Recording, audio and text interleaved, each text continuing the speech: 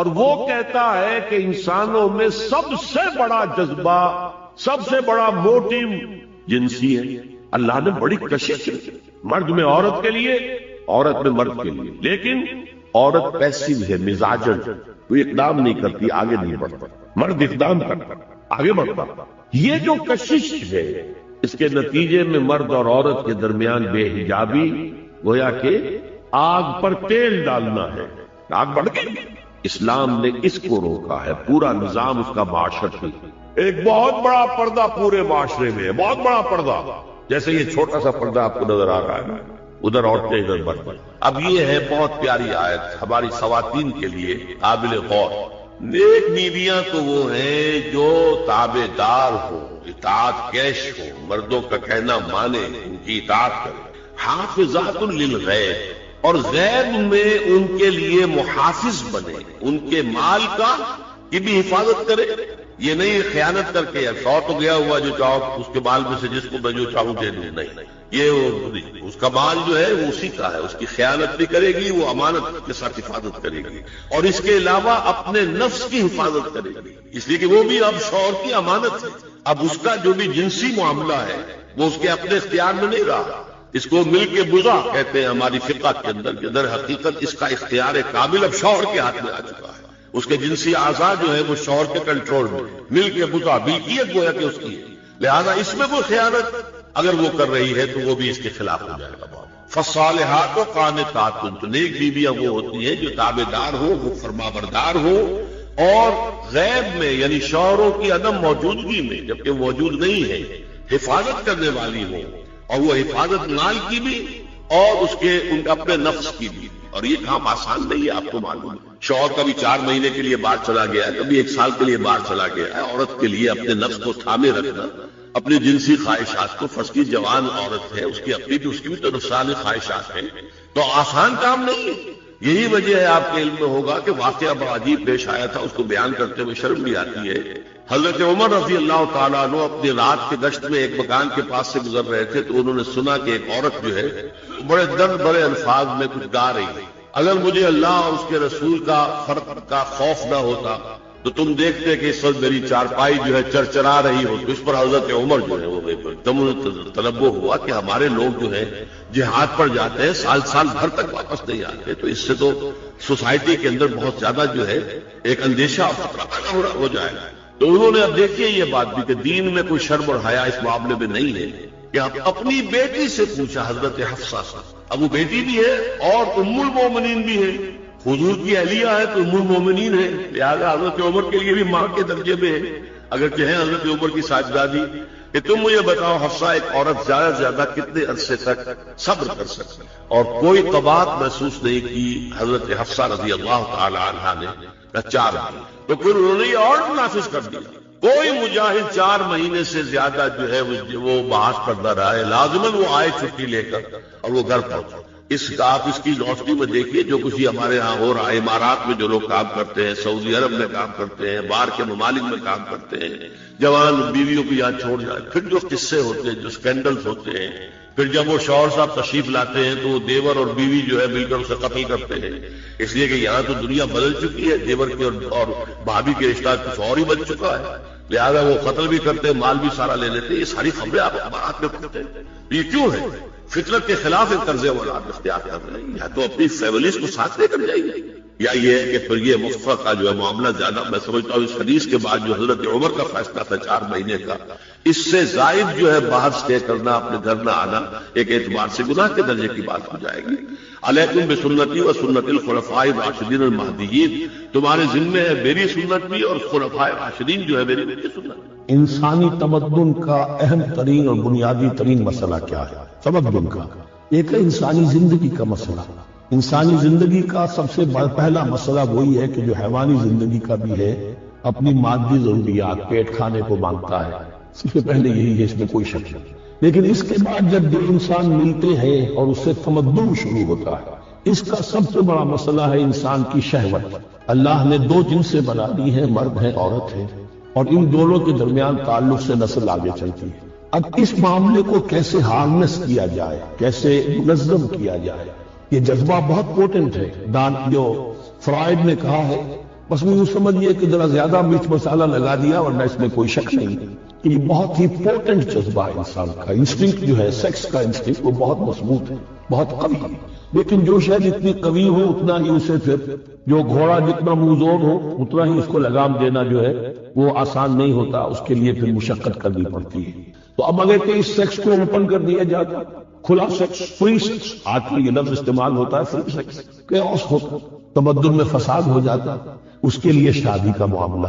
کہ ایک عورت کا ایک مرد کے ساتھ رشتہ رہے، سب کو معلوم ہو کہ یہ اس کی بیوی ہے، یہ اس کا شوہر ہے، تاکہ اس طریقے سے نسب کا معاملہ بھی چلے اور ایک خاندانی ادارہ وجود میں آئے۔ ورنہ تو خاندانی ادارہ بس کیسے وجود میں آئے گا؟ فری سیکس میں تو خاندانی ادارہ وجود میں آ ہی نہیں سکتا۔ تو شادی کا، نکاح کا یہ رشتہ جو ہے یہ اللہ تعالیٰ نے اختیار کیا اور یہ انسانوں کو سکھایا۔ اور آج کی دنیا میں تو جو یہ مرد و عورت کی مساوات کا سلسلہ ہے، یہ شیطان کا سب سے بڑا فلسفہ اور معاشرے میں فساد اور گندگی پیدا کرنے کا اس کا سب سے بڑا ہتھیار ہے۔ اور اب جو کچھ دوسری صحیح اقدار ہماری ایشیا کے ممالک جو ہے، زیادہ تر مسلمان ممالک ہیں،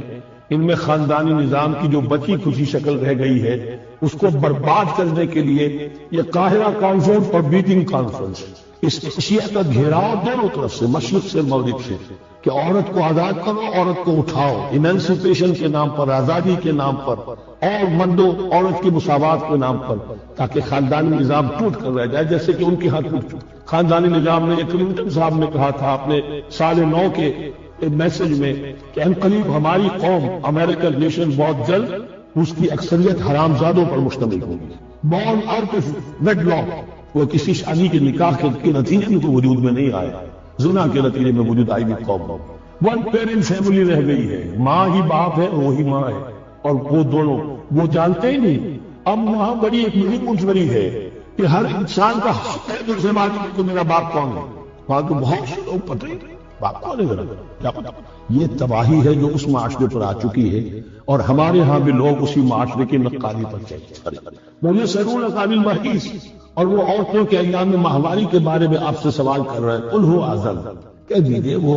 ایک ناپاکی بھی ہے اور ایک تکلیف کا مسئلہ بھی ہے۔ فاعتزلوا النساء فی المحیض، تو حیض کی حالت میں اگر تمہاری بیویاں ہوں تو ان سے علیحدہ رہو، مقاربت نہ کرو۔ ولا تقربوهن حتى يطهرن، اور ان سے مقاربت نہ کرو یہاں تک کہ وہ پاک ہو جائیں۔ فإذا تطهرن، اور جب وہ خوب پاک ہو جائیں، فاتوهن من حيث امركم الله، تو اب ان کی طرف جاؤ، جو بھی تمہیں تعلق قائم کرنا ہے کرو، جہاں سے کہ تمہارے رب نے تمہیں حکم دیا، اللہ نے حکم دیا۔ یہ اللہ کا حکم کیا ہے؟ یہ امر طبیعی، ہر انسان جانتا ہے، ہر حیوان کو معلوم ہے، وہ طبیعی شے ہے۔ لیکن یہ کہ اب عورتوں کے ساتھ بھی اگر انسان جو ہے وہ لواطت کا فعل شروع کر دے، قوم عمل لوط، تو ظاہر بات ہے کہ عمل قوم لوط وہ چیز جو ہے غلط ہے، وہ حرام ہے۔ یہ تو اللہ تعالیٰ نے جو بھی تمہاری فطرت میں ڈالا ہے راستہ، وہ در حقیقت من حیث امرکم اللہ، ان اللہ یحب التوابین ویحب المتطہرین، یقیناً اللہ محبت کرتا ہے بہت توبہ کرنے والوں سے اور بہت پاک بازی اختیار کرنے والوں سے، ان ناپاک چیزوں سے دور رہنے۔ نساؤکم حرث لکم، تمہاری بیویاں تمہارے لیے کھیتی کے مانند ہیں، جیسے کھیت میں بوتے ہو، فصل کاٹتے ہو، بیویوں کے ذریعے سے اللہ تعالیٰ تمہیں اولاد عطا کرتا ہے۔ فاتو حرثکم انا شئتم، جو بھی کھیتی والی جگہ ہے ادھر تم جاؤ، جہاں سے جاؤ، یعنی اس میں یہ ہے کہ کوئی رکاوٹ نہیں ہے۔ اللہ کے سوا کسی اور کی اطاعت جس سے اللہ کی معصیت لازم آتی ہو، شرک۔ لا طاعت لمخلوق فی معصیت الخالق، مخلوق میں سے کسی کی اطاعت نہیں ہوگی کہ اس معاملے میں جس میں خالق کی معصیت لازم ہے۔ ہاں،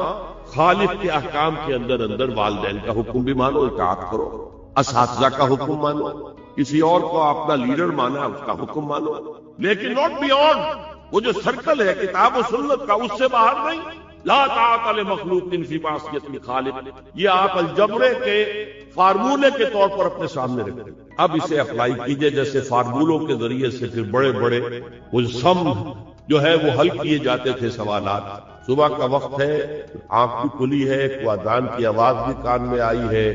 آپ کا نفس کہتا ہے ابھی سو دی، آپ نے اپنی چادر یا کمبل کو درست کیا اور کروٹ لیا، یہ کیا ہے؟ آپ نے کس کا حکم پیچھے پھینکا اور کس کا حکم مانا؟ اللہ کے حکم کو پیچھے پھینک دیا،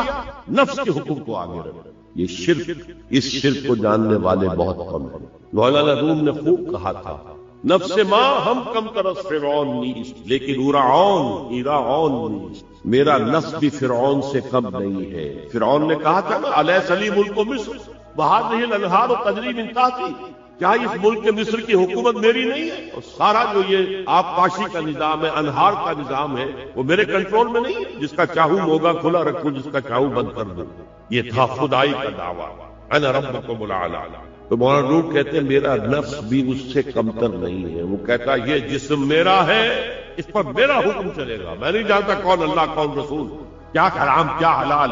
تو فرعون سے کم تو نہیں ہے میرا نفس، لیکن ایراعون اس کی بہت مدد تھی، فوج تھی، لاؤ لشکر تھا، تو اس نے زبان سے بھی کہہ دیا کھل کر الا ربکم الاعلی۔ میں مسکین ہوں، غریب ہوں، میرے پاس کوئی طاقت نہیں ہے، میں زبان سے تو کچھ نہیں کہہ سکتا، اندر سے میرا نفس یہی کہتا۔ یہ نفس کی حکومت قرآن کہتا ہے، میں حیران ہوتا ہوں، دو جگہ یہ مضمون آیا ہے، ارأیت من اتخذ الہہ ہواہ افانت تکون علیہ وکیلا۔ ذہن میں آتا ہے کہ پھر صحابہ کرام کا وہ تقدس، ان کا وہ مقام جو ہمارے ذہنوں میں ہونا چاہیے، جیسے علامہ اقبال نے کہا کہ در دل مومن مقام مصطفیٰ، مومن کے دل میں مقام ہے محمد رسول اللہ صلی اللہ علیہ وسلم کا۔ تو نبی اکرم صلی اللہ علیہ وسلم کے صحابہ کا معاملہ بھی اسی نوعیت کا تھا۔ مسلمانوں کے دل میں ان کا احترام، ان سے محبت، ان کی تعظیم اب یہ ہونی ضروری ہے۔ لیکن یہ چیزیں وہ ہیں کہ جس کی وجہ سے بہت سے خیالات ذہن میں آتے ہیں، بہت سے سوالیہ نشانات جو ہیں وہ کھڑے ہوتے ہیں کہ ان کے بارے میں کیا رائے قائم کی جائے۔ اور اگر کوئی شخص فرض کیجئے کہ اس کا موضوع ہے تاریخ، وہ کوئی تحقیق و تفتیش کا کام بھی کرتا ہے، کوئی توجیہ بھی کرنا چاہتا ہے، کیا معاملہ ہوا، کس کی زیادتی ہوئی، کون غلطی پر تھا، تو اب تحقیق کا تقاضا یہ ہے کہ جو بات بھی علمی دیانت کی روح سے آپ کے سامنے آئے آپ اسے بیان کریں۔ اس میں اگر کوئی چیز خود آپ کو اچھی نہیں لگتی ہے تو اچھا نہ لگنا اور ہے، اور کسی چیز کے ایک واقع ہونے سے انکار کرنا یہ بالکل دوسری بات ہے۔ کوئی چیز اچھی نہیں لگتی لیکن آپ اس واقعے کا انکار کریں گے تو وہ تو علمی دیانت کے خلاف ہو جائے گا معاملہ،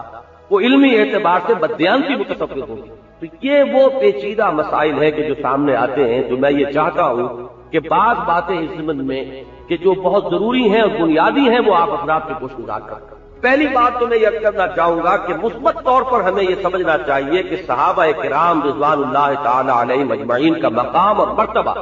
از روئے قرآن کیا،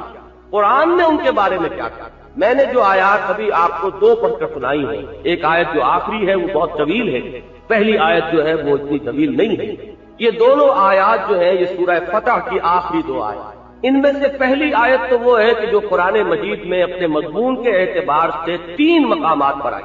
اگرچہ میں نے کئی جگہ عرض کیا ہے کہ یہ تکرار محض کبھی نہیں ہوتی قرآن میں، جہاں کہیں وہ آ رہی ہے تو وہاں کسی نئے کانٹیکسٹ میں آ رہی ہے، نئے مفہوم کو واضح کرنے کے لیے آ رہی ہے، لیکن بہرحال ظاہری طور پر تو نظر آتا ہے کہ هو الذی ارسل رسولہ بالہدی ودین الحق لیظہرہ علی الدین کلہ۔ یہ الفاظ جو ہے قرآن مجید میں بغیر ایک شوشے کے فرق کے 3 جگہ پر آئے، سورہ توبہ میں بھی آئے، یہاں سورہ فتح میں آئے، پھر 28ویں پارے میں سورہ صف میں آ رہے ہیں۔ سورہ توبہ اور سورہ صف میں ان الفاظ کے بعد الفاظ آتے ہیں وَلَوْ كَرِهَ الْمُشْرِكُونَ، اور یہ جو مقام ہے جس سے میں نے ابھی تلاوت کی ہے یہ آیت، وہاں جو آخری ٹکڑا ہے وَكَفَى بِاللَّهِ شَهِيدًا، اس کے بعد آتا ہے محمد الرسول اللہ والذین معہ وشداء علی الکفار رحماء بینہم۔ یہاں جو یہ آیت آئی ہے بطور تمہید آئی ہے اس مضمون کے لیے جو اس کی بعد والی آیت ہے۔ پہلی اس آیت پر اگر آپ توجہ مرتکز کریں تو اس میں نبی اکرم صلی اللہ علیہ وسلم کا مقصد بعثت بیان ہوا، اللہ نے اپنے رسول کو کیوں بھیجا، ان کے بھیجنے کی غرض کیا ہے، غایت کیا ہے، مقصد بعثت محمدی علیہ الصلوۃ والسلام کیا ہے، اسے اچھی طرح سمجھ۔ اس لیے کہ مقصد کے تعین ہی سے پھر کسی شخصیت کے اپنے مقام اور مرتبے کا تعین ہوتا ہے۔ کسی نے اپنے سامنے گول کیا رکھا تھا، آئیڈیل کیا تھا، مقصد کیا معین کیا تھا، تبھی آپ طے کریں گے کہ وہ کہاں تک پہنچ سکا، کس حد تک اس کی تکمیل کر سکا یا نہیں کر سکا۔ کسی بھی شخصیت کی اگر اسیسمنٹ ہے تو ظاہر بات ہے کہ اس کے لیے پہلے آپ کو معین کرنا ہوگا کہ اس نے اپنے پیش نظر مقصد کیا معین کیا تھا، پھر ہم سوچیں گے کہ وہ اس میں کس حد تک کامیاب رہا اور کس طریقے سے اس نے اس مقصد کی تحصیل۔ دوسری بات یہ ہوگی کہ آپ دنیا میں تعلقات جو ہے علائق دنیاوی ان کو بھی اثر کرتے ہیں. کسی بھی شخص کو اپنے رفقا اور اپنے ساتھیوں کا معاملہ جو ہے، ان کی تعلیم، ان کی تربیت یا ان کے ساتھ جو وہ اپنا قلبی تعلق رکھتا ہے، اس میں بھی اصل فیصلہ کچھ چیز یہ دیکھنی ہوتی ہے کہ میرا مقصد کیا ہے، میرے مقصد میں کون میرا ساتھی. ایک تو یہ ہے کہ رشتے ہیں، تعلقات ہیں دنیا کے اندر، وہ ساری چیزیں جو ہے ہماری رشتہ داریاں، کچھ دوستیاں جو ہے وہ ویسے ہی ہوتی ہیں، بس ایسے ہی مجھے کوئی شخص پسند ہے اور میں اس سے کوئی دوستی رکھتا ہوں. کسی سے ویسے ہی مجھے بغض اور عداوت ہو گئی ہے، مجھے وہ شخص اچھا نہیں لگتا. یہ بھی اس طرح کی دوستیاں اور ایسی دشمنیاں بھی دنیا میں ہوتی ہیں. لیکن ایک ہوتی ہے مقصدی دوستی، مقصدی رفاقت. اب ظاہر بات ہے کہ اس رفاقت کو اگر آپ معین کریں گے اور اس کو ایسس کریں گے، اس کے لیے بھی اس مقصد کا تعین ضروری ہے. یہ رفاقت کس قرض و غائب ہے. لہذا دونوں اعتبارات سے جو آیت آئی ہے پہلے، وہ بہت سی ماتی تیز ہے. هو الذی ارسل رسولہ بالہدی ودین الحق لیظہرہ علی الدین کلہ. وہی ہے اللہ جس نے بھیجا اپنے رسول کو صلی اللہ علیہ وسلم، دو چیزیں دے کر بھیجا: الہدی، کتاب ہدایت، ہدایت کاملہ قرآن مجید جو ہدی للناس بھی ہے، ہدی للمتقین، اور ایک اور چیز دے کر بھیجا ودین الحق، سے دین حق دے کر. یہ دین حق جو دے کر بھیجا تو کس لیے؟ کیا صرف اس لیے کہ اس کی تلاوت ہو، اس کے لیے کوئی مدح سرائی ہوتی رہے، اس کی تعریف کی جاتی رہے، یا اس لیے کہ وہ دین، وہ نظام دین جو ہے وہ تو در حقیقت اس کے معنی اگر کوئی بنتے ہیں تو اس وقت جبکہ وہ قائم ہو اور نافذ، جب تک کہ کوئی نظام قائم نہیں ہے. اچھے سے اچھا نظام آپ دنیا کے سامنے پیش کر دیجئے، نظری اعتبار سے کتابوں میں لکھ دیجئے، اعلیٰ سے اعلیٰ نقشہ کھینچ دیجئے، وہ بیکار ہے، بے معنی ہے، وہ کوئی حجت نہیں بن سکتے جب تک کہ آپ اس نظام کو دنیا میں قائم کر کے نہ دکھا دیں، چلا کر نہ دکھا دیں. ورنہ آپ کے علم میں ہے کہ ریپبلک نامی کتاب لکھی افلاطون نے. کب لکھی؟ سمجھیے کہ حضرت مسیح علیہ السلام سے بھی 300-400 برس پہلے وہ کتاب لکھی جا رہی ہے. آج اس کو تقریباً 2,000 برس ہونے کو آ گئے. لیکن وہ کتاب جو ہے، چاہے وہ اپنی جگہ پر کتنا ہی اس نے اپنی لیاقت اور ذہانت کا اس نے ثبوت دے دیا ہو، نظام ایسے ہونا چاہیے، حکومت ایسے ہونی چاہیے، سوسائٹی کو اس طریقے سے آرگنائز کرنا چاہیے، لیکن وہ کتاب ایک یوٹوپیا قرار پائے گی اس لیے کہ وہ سوسائٹی نہ آج تک دنیا میں قائم ہوئی، نہ اس تحت کا کوئی نظام دنیا میں قائم کر کے دکھایا جا سکا، چلا کر دنیا کے سامنے بطور دلیل پیش کیا جا سکا. وہ ایک خیالی جنت ہے، یوٹوپیا. محمد الرسول اللہ صلی اللہ علیہ وسلم کا امتیاز جو بات کہ اس نے تسلیم کی ہے، وہ 300 والے نے، وہ سب سے بڑا امتیاز یہ ہے کہ انہوں نے وہ نظام قائم کر کے دکھایا ہے، انہوں نے اس نظام کو چلا کر دکھایا ہے، اس کا عملی نمونہ پیش کیا. صرف ایک تعلیم نظری سطح پر نہیں دی ہے بلکہ عملاً اس کو قائم کیا. تو یہ ہے اصل میں وہ امتیازی مقام محمد الرسول اللہ صلی اللہ علیہ وسلم کا. اور یہ امتیاز جو ہے ہر اعتبار سے ہوگا. عام لوگوں سے تو جو امتیاز ہے تو ہے، اس پہ تو یہاں بیان کرنے کا موقع نہیں ہے. اور دنیا میں بڑے بڑے لیڈر اٹھے ہیں، بڑی بڑی شخصیتیں اٹھی ہیں، ان سے تقابل اس وقت جو ہے وہ پیش نظر نہیں ہے. خود رسولوں کی جماعت میں جو امتیازی مقام ہے محمد الرسول اللہ صلی اللہ علیہ وسلم کا، وہ جو مقدس ترین جماعت ہے، اس میں امتیازی مقام یہ ہے کہ آپ ہی ہیں وہ واحد رسول اللہ کے صلی اللہ علیہ وسلم جنہوں نے ایک مکمل انقلابی جد و جہد کے ذریعے سے اپنی حیات طیبہ میں کل 22 برس کی محنت و مشقت اور جد و جہد کے نتیجے میں وہ نظام دین حق بتمام و کمال قائم کر کے دیا. اس کی کوئی مثال آپ کو نہیں ملے گی. حضرت موسیٰ علیہ السلام میں دیکھیے تو نہیں ملے گی. حضرت عیسیٰ علیہ السلام کا معاملہ تو بہت ہی ابتدائی سٹیجز میں رہا ہے. اب وہ نزول مسیح کے بعد جو معاملات ہوں گے وہ اس سے متعلق نہیں ہیں. حضرت ابراہیم علیہ السلام جو امام الناس ہیں، ابو الانبیاء ہے، خلیل اللہ ہے، ان کو اگر آپ بلا تشبیہ اگر بات سمجھنا چاہیں، ان کا کارنامہ حیات بالکل اس بوڑھے باغبان کے مانند ہے جو کہیں درخت لگاتا ہے، اگرچہ اسے پتا ہے کہ درخت کو پھلتے پھولتے دیکھنا میرے لیے ممکن نہیں، میں لگا رہا ہوں اگلی نسلوں کے. انہوں نے توحید کی دعوت کے مراکز قائم کر دیے. کوئی ایک مرکز جو ہے وہ یہاں بیت اللہ کی تعمیر ہو گئی، ربنا لیقیموا الصلاۃ، اپنی اولاد میں سے ایک شاخ جو ہے اس کو وہاں آباد کر دیا. انی اسکنت من ذریتی بواد غیر ذی زرع عند بیتک المحرم ربنا لیقیموا الصلاۃ. اپنے دوسرے بیٹے کو کنعان میں بٹھا دیا. اپنے ساتھ جو ہجرت کر کے آئے تھے وطن سے بھتیجے حضرت لوط علیہ السلام کو، انہیں وہ صدوم اور عمورہ کی بستیوں کی طرف بھیج دیا، وہاں جا کر دعوت خیر دو، دعوت توحید دو۔ لیکن یہ کہ کوئی دعوت پھل پھول کر نتیجہ خیز ہو کر دنیا میں اس کے ایک صورت نظر آئی ہو کہ یہ ہے اللہ کا دین، توحید ایک نقطہ ہے، لیکن جب وہ پھیل کر ایک نظام زندگی کی شکل اختیار کرتا ہے تو یہ صورت اس کی بنتی ہے، یہ آپ کو کسی اور رسول کے ہاں نظر نہیں آئے گی۔ یہ بات ہے صرف محمد الرسول اللہ صلی اللہ علیہ وسلم کی حیات طیبہ میں۔ اسی لیے یوں کہیے کہ آپ رسول کامل، رسالت کی تکمیل ہو گئی آپ پر، رسالت کے اعتبار سے گویا کہ آپ متمم الرسل، مکمل الرسل، رسالت کی تکمیل فرمانے والے۔ حضور نے بھی تشبیہ اپنے لیے یہ اختیار کی ہے کہ بہت بڑا قصر تھا کہ جس کی تعمیر ہوئی ہے بہت خوبصورت، لوگ اس کے گرد چکر لگاتے تھے، دیکھتے تھے کچھ رکھنا ایک جگہ پر ہے، پتہ نہیں کیوں چھوڑ دیا گیا۔ میرے آنے سے اس قصر کی تکمیل ہو گئی، وہ سلسلہ رسالت جو ہے وہ اپنے عروج کو اور کمال کو۔ اب یہاں قابل غور مسئلہ یہ ہے کہ یہ جو جد و جہد تھی، ایک دعوت اور تبلیغ کا اپنا مرحلہ، اس میں بھی ساتھیوں کی ضرورت ہے۔ حضرت مسیح علیہ السلام نے بھی اپنے کچھ ساتھیوں کو، حواریین کو تربیت دی، اور تربیت دے کر پھر بھیجا کہ جاؤ اب اس پیغام کو عام کرو۔ اور بڑا ہی پیارا خطبہ ہے حضرت مسیح علیہ السلام کا، متی کی انجیل میں کبھی پڑھیے، اس میں کہیں تو غلط بات بھی آ گئی ہوگی، لیکن بحیثیت مجموعی خطبہ بہت پیارا ہے۔ جب ہدایات دی حضرت مسیح نے کہ جاؤ اور یہ نعمت جو میں نے تمہیں دی ہے اب اس کو تقسیم کی، بڑی پیاری ہدایات ہیں۔ ان میں مثلا ایک جملہ یہ بھی آتا ہے کہ دیکھنا اس کا کہیں کوئی معاوضہ کسی سے قبول نہ کر لینا، تم نے مفت پایا مفت تقسیم کرو، میں نے تم سے کوئی اجرت نہیں لی ہے، جو کچھ تمہاری تعلیم و تربیت میرے ہاتھوں ہوئی ہے میں نے اس کی کوئی فیس تم سے وصول نہیں کی ہے، کوئی میں نے اجرت نہیں لی ہے، تم نے مفت پایا تو مفت تقسیم۔ وہ بھی الفاظ جو ضرب المثل بن گئے۔ دیکھنا فاختہ کے مانند بے ضرر لیکن سانپ کے مانند ہوشیار رہنا۔ ایک انسان وہ ہوتا ہے جو بے ضرر تو ہے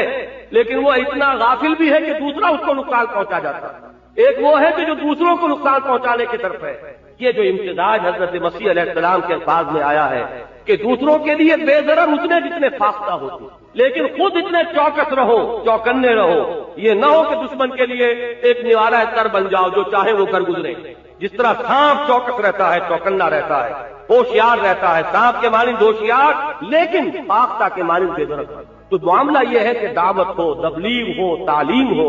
ویسے معاملے میں ضرورت ہے کمپینینز کی، کامریڈز کی، کولیگز کی، جو ساتھی ہو اس کام کے اندر دست و بازو بنے۔ لیکن انقلابی جدوجہد وہ چیز ہے کہ جہاں معاملہ صرف تلقین و تبلیغ کا نہیں رہتا، وہاں تصادم آتا ہے، وہاں جان کی بازی کھیلنی پڑتی ہے، وہاں اپنی جانوں کا نظر پیش کرنا پڑتا ہے، وہاں جو ساتھ دے سکے، وہاں جو ساتھی بن سکے، وہاں جو دست و بازو بنے، وہاں اگر کسی کی شان یہ ہو کہ جہاں ان کے رہنما، ان کے لیڈر جن کے پیچھے وہ چل رہے ہو، اگر ان کا پسینہ گر رہا ہے تو وہاں اپنا خون بہانے کو وہ اپنے لیے موجب شہادت سمجھے، تب وہ انقلاب اپنے تکمیلی مرحلے کو پہنچتا ہے، تب بات آخری درجے تک پہنچے گی۔ اگر ایسے رفقا، ایسے جانثار، ایسے ساتھی، ایسے آوان و انصار میسر نہ آئے کسی وجہ سے، تو یہ جان لیجئے کہ پھر ایک شخص کے بل پر بات آگے نہیں چل سکتی۔ میں اس کو ثابت کر دینا چاہتا ہوں، خود قرآن مجید میں نے ابھی ذکر کیا حضرت موسیٰ علیہ السلام کا، اور واقعہ یہ ہے کہ حضور سے نزدیک ترین جو آتے ہیں زمرہ انبیاء میں وہ حضرت موسیٰ علیہ السلام۔ قرآن مجید میں وہ جو صاحب قصص القرآن ہے مولانا حفظ الرحمان سہاروی، انہوں نے تمام رسولوں اور نبیوں کی جو وہ تاریخ مرتب کی ہے قرآن مجید سے، وہاں ساتھ ہی آیات کی تعداد بھی دے دی۔ حضرت نوح کے ذکر پہ کتنی آیات، حضرت ابراہیم کے ذکر پر کتنی آیات قرآن میں، حضرت نوح علیہ السلام کے ذکر پر 555 آیات قرآن مجید کی ہیں۔ 6500 آیات میں سے آپ ذرا غور کیجئے، 555 گویا کہ 13واں حصہ قرآن مجید کا حضرت موسیٰ علیہ السلام کے ذکر پر، تو ذرا ان کی عظمت کا اندازہ کریں۔ لیکن ان کا حال بھی یہ ہے، حضرت موسیٰ کلیم اللہ، ان کا معاملہ بھی یہ ہے کہ جب انقلاب کا وہ مرحلہ آیا ہے جسے میں اس وقت جس کی طرف توجہ دلا رہا ہوں، انقلاب کبھی نہیں آتا کسی آرم کانفلکٹ، کسی بھی مسلح تصادم کے بغیر انقلاب نہیں آئے، نظام قائم نہیں ہوتا، کوئی نظام اپنی جڑ چھوڑنے کو تیار نہیں ہوتا۔ اس کی وجہ یہ ہے کہ جو نظام کہیں قائم ہے اس کے ساتھ ویسٹڈ انٹرسٹ ہوتا ہے، مفادات ہوتے ہیں، چودراہٹیں ہوتی ہیں، وہ ذرا سے وہ نظام ہلتا ہے تو آنچ آتی ہے چودراہٹوں پر، آنچ آتی ہے مفادات پر، آنچ آتی ہے منصبوں پر، تو ظاہر بات ہے کہ اگر وہ نظام اکھڑے گا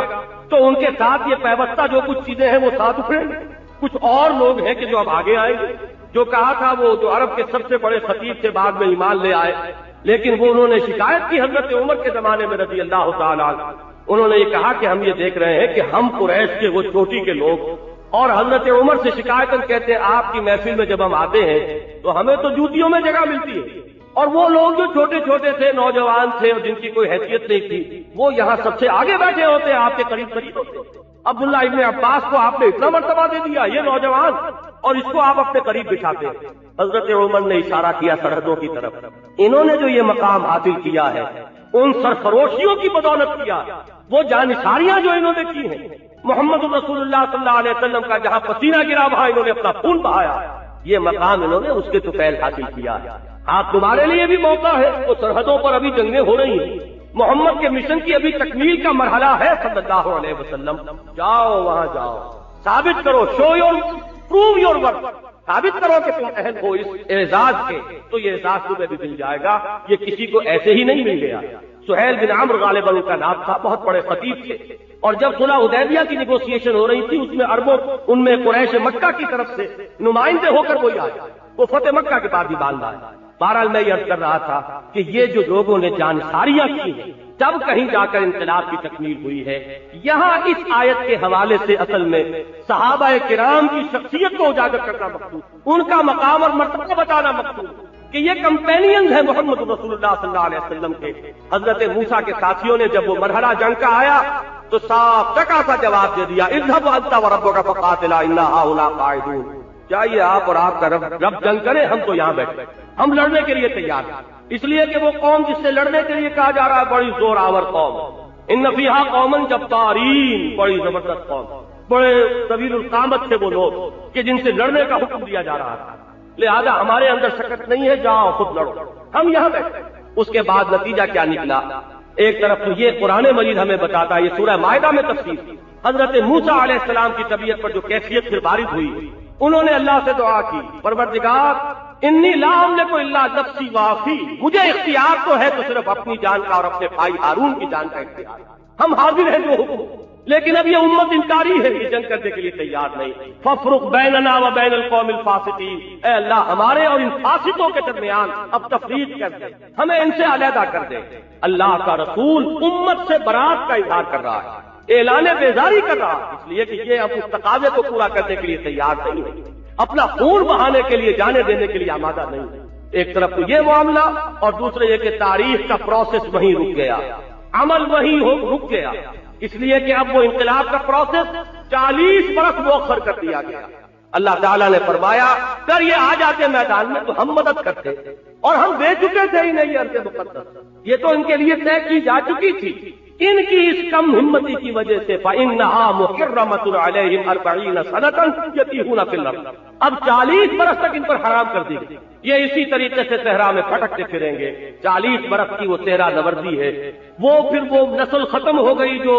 اس غلامی کے دور میں پیدا ہوئی تھی، پلی بڑھی تھی، غلامانہ ذہنیت والی نسل ختم ہوئی، اور پھر اس صحرا کے اندر نئی نسل ابھری ہے، وہ جب پروان چڑھی ہے کھلی فضا میں، آزاد فضا میں، ان کے اندر اوصاف آئے، پھر جہاد ہوا، لیکن حضرت موسیٰ کا انتقال بھی اسی دوران میں ہو گیا، حضرت ہارون کا، ان کی اپنی زندگیوں میں وہ دین کا غلبہ جو ہے اس کا دن نہیں آ سکا۔ یہاں آپ سوچئے اس کے فرق معاملہ ہوا محمد رسول اللہ والذین معہ اشداء علی الکفار رحماء بینہم، ان کا معاملہ بڑا مختلف ہے، یہ موسیٰ کے ساتھیوں سے بہت مختلف ہے۔ چنانچہ جب یہاں آیا ہے جہاد کا اور قتال کا مرحلہ، اور حضور نے مجلس مشاورت منعقد کی، وہاں پہ صحابہ کرام نے بڑی جانثارانہ انداز میں تقریریں کی، حضرت مقداد نے کی، حضرت عمر نے کی رضی اللہ تعالی عنہما، لیکن حضور کچھ مطمئن نہیں ہو رہے، اس پر بات سمجھ لی حضرت سعد بن عبادہ نے رضی اللہ تعالی عنہ، وہ تھے رئیس انصار کے، خزرج کا قبیلہ بڑا تھا، وہ رئیس خزرج تھے، انہوں نے سمجھ لیا کہ بات کیا ہے، حضور کو کچھ ہماری طرف سے یقین دہانی مطلوب ہے، اس لیے کہ مہاجرین تو ویسے بھی گھر بار چھوڑ کر نکلے ہوئے تھے، وہ تو جہاز ہتھیلیوں پر رکھے ہوئے تھے، ان کی طرف سے تو کوئی بات تھی ہی نہیں، کوئی شک اور شبے والا مسئلہ ہی نہیں، مسئلہ اگر تھا تو انصار کا تھا، تعداد ان کی زیادہ تھی، دوسرے یہ کہ انصار سے جو بیعت ہوئی تھی، بیعت عقبہ ثانیہ، جس کی بنیاد پر کہ یہ ہجرت کا معاملہ ہوا، اس میں جو شک تھی وہ یہ تھی کہ اگر مدینے پر کوئی حملہ کرے گا تو ہم آپ کی عبادت کریں گے جیسے اپنے اہل و عیال کی کرتے تھے۔ یہاں معاملہ یہ تھا کہ حضور مدینے سے نکل کر اقدام فرمانا چاہتے تھے، تو یوں سمجھیے کہ وہ جو معاہدے کی شکیں تھی وہ کور نہیں کر رہی تھی حضور کے اس اقدام کو،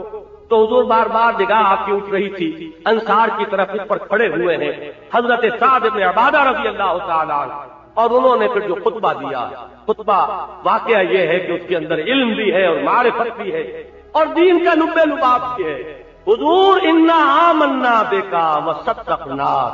ہم آپ پر ایمان لا چکے، ہم آپ کی تصدیق کر چکے، ہم نے آپ کو رسول مان لیا، اب ہمارے لیے آپشن کون سا، ہمارے لیے کوئی راستہ کون سا ہے؟ آپ جو حکم دیں گے ہم پیروی کریں گے۔ آپ بسم اللہ کیجئے، الفاظ یہ آتے ہیں اگر آپ ہمیں حکم دیں گے ہم اپنی اونٹنیوں کو برق غماز تک لے جائیں گے اور قبلہ کر دیں گے، نافذ کر دیں گے۔ آپ ہمیں حکم دیں گے ہم سمندر کے کنارے کھڑے کر، آپ ہمیں حکم دیں گے ہم سمندروں میں چھلانگ لگا دیں گے۔ تب حضور کا چہرہ مبارک کھلکھلا اٹھا، آپ کی طبیعت میں بشاشیت آ گئی کہ یہ ہے وہ جذبہ